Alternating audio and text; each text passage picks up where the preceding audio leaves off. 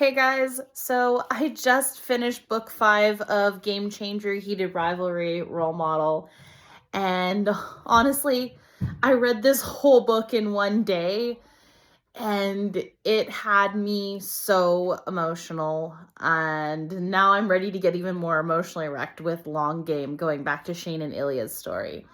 But this story follows a guy by the name of Troy Barrett, and he's known as kind of a not a nice person. He's very homophobic, and he's friends with a guy in the league who is also known for being very homophobic.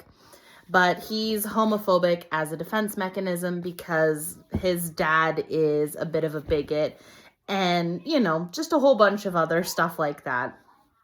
So, after he finds out that his bestie has been accused by a few different women of SA, he then calls out his best friend and promptly gets traded to Ottawa, which is the team, spoiler, that Ilya now plays on.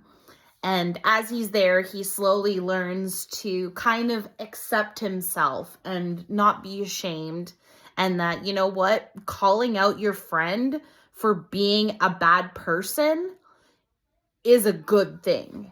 And honestly, there were parts of this book, Rachel Reed did such a good job with this, because there were parts of this book that made me laugh, there were parts of this book that made me cry, and there were parts of this book that made me really mad, because I know how bad the NHL can be when it comes to not only being homophobic, but also protecting predators and siding against the people who are trying to speak out and do the right thing. So, yeah, this book had me all up in my feels, and I honestly loved it, and now I'm going to start reading The Long Game. Okay, bye.